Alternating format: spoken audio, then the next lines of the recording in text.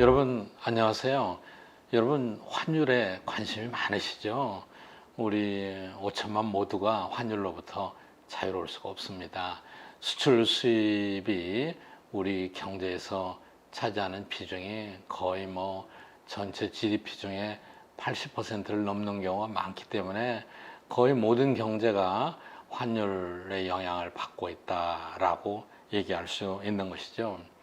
그래서 이제 환율은 어떻게 결정되느냐? 굉장히 많은 요인에 의해서 결정됩니다. 근데 제가 오늘은 조금 이론적인 관점에서 경제학에서 환율이 어떻게 결정된다고 보느냐는 것을 말씀드리고 최근의 환율 동향에 대해서 잠깐 설명드리려고 합니다. 환율은 고정 환율이 있고 변동 환율이 있습니다. 고정 환율은 사회주의 국가나 이런 데서 쓰죠. 중국도 일정하게 정해놨다가 그때그때 변동시키는 경우가 있고, 또 변동 환율제로 이전하기 이전에 우리도 과거에는 이 고정 환율제를 썼습니다. 그러나 변동 환율제에서는 그때그때 환율이 변하죠. 환율이 변하는 가장 기본적인 요인은 역시 수요와 공급입니다. 달러에 대한 수요가 많아지면은 환율이 올라가고, 달러에 대한 공급이 많아지면은 환율이 내려오게 되는 것이죠. 그리고 또 이제 수요와 공급에 영향을 미치는 여러 가지 요인들이 있는데, 첫 번째는 이제 경상수지입니다. 경상수지 예전에 설명을 드렸었죠. 수출과 수입이 어떻게 되느냐. 그리고 눈에 보이지 않는 무역, 예를 들어서 관광이랄지 또 운임이랄지 이런 것들을 합해서 누적된 경상수지가 어떻게 되느냐. 경상수지가 적자가 되고 경상수지 누적이 마이너스가 된다면은 달러가 부족한 거죠. 그럼 달러 값이 올라가게 되죠. 그러니까 누적된 경상수지는 달러의 공급을 반영하는 중요한 지표가 됩니다. 그 다음에 두 번째는 구매력 평가설이다. 이렇게 구매력, 그 화폐, 그 통화의 구매력이, 그러니까 통화 가치죠. 얼마나 있느냐를 결정하는 거죠. 그러니까 기본적으로 어떤 재화 하나에는 가격이 동일해야 되겠죠. 흔히 일물일가의 법칙이다 그렇게 얘기하잖아요. 그러니까 예를 들어서 소고기 한 근이 있어요. 600g이 있습니다. 그럼 한국에서 이게 9만 원이고 미국에서는 60불이다. 그러면 똑같은 600g 소고기 안심이니까 한국에서나 미국에서나 가격은 같아야 되는데 9만 원에 팔리고 60달러에 팔린다면은 환율은 1500대 1이 맞죠. 이게 이제 그 통화의, 그 나라 통화의 구매력을 반영한 것이죠. 구매력을 반영한 환율은 한국에서 물가 상승이 많이 이루어지면은 우리 통화, 우리 원화 가치가 떨어지죠. 그러니까 환율 상승의 원인이 됩니다. 그리고 물가가 미국보다 우리가 더 안정돼 있다. 그러면은 환율 하락의 원인이 될 수 있죠. 그런데 최근에는 양국이 모두 다 물가의 변동이 별로 없습니다. 그렇기 때문에 구매력에 의해서 환율이 크게 변동하는 건 아니죠. 그런데 이것과 관련돼서 재미있는 게 있습니다. 영국에서 발행하는 권위 있는 그 저널 중에 이카노미스트가 있죠. 이카노미스트는 1986년에 빅맥이라는 맥도날드에서 파는 햄버거 있잖아요. 빅맥을 이용해서 빅맥 지수라는 걸 개발했어요. 그건 뭐냐? 맥도날드가 거의 전 세계에 들어가 있는 거예요. 그 맥도날드에서 주는 빅맥은 똑같은 건데 이게 이제 그 나라에서 가격이 얼마냐 이거에 따라서 빅맥 지수가 결정되고 그 지수하고 환율이 비교될 수 있다 이렇게 보는 거죠. 예를 들자면은 이 빅맥은 미국에서 요즘 한 5달러 71센트에 팔린다고 그래요. 근데 한국에서 이게 6,000원이라면은 어때요? 환율은 이거 여러분 계산해 보세요. 한 1,050원쯤 되지 않나요? 6,000원하고 5,005불 71센트. 그 똑같은 거를 매겨주는 값으로 나누면은 환율이 나타나게 되는 것이죠. 그런데 이 값이 이제 한국에서 파는 가격하고 미국에서 파는 가격하고 환율하고 비교했을 때 이 맥도날드 값이 한국에서 좀 싸다.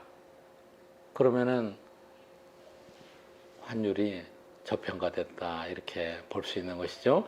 그래서 매년 이코노미스트가 이렇게 빅맥 지수를 발표합니다.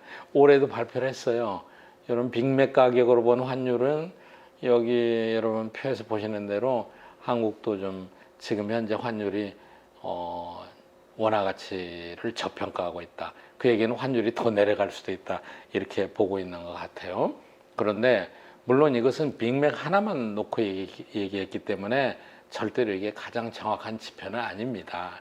다만 물건의 가치가 반영된 통화 그거를 서로 비교하는 게 환율이다. 이런 의미를 설명하기 위해서 나타내는 것입니다. 다음에 또 하나는 실질 금리가 어떻게 되느냐. 이건 당연히 한국에서 금리가 미국보다 실질 금리가 한국이 더 비싸다면은 원화 가치가 더 높겠죠. 그렇죠? 원화를 원하는 사람이 많을 테니까. 근데 금리는 현재는 우리나라에서의 금리가 미국보다는 높죠. 그리고 우리가 금리를 예를 들어 인하한다. 그럼 환율이 올라갑니다. 원화 가치가 더 떨어지니까. 그래서 실질 금리도 환율을 결정하는 요인 중에 하나입니다. 앞에 말씀드린 것을 요약해서 다시 말씀드린다면은 경상수지가 어떻게 되느냐, 그 나라의 통화 가치가 어떻게 되느냐, 구매력이 어떻게 되느냐, 그리고 세 번째는 실질 금리가 어떻게 되느냐. 이것들이 모아져서 사람들의 심리를 움직이는 거예요.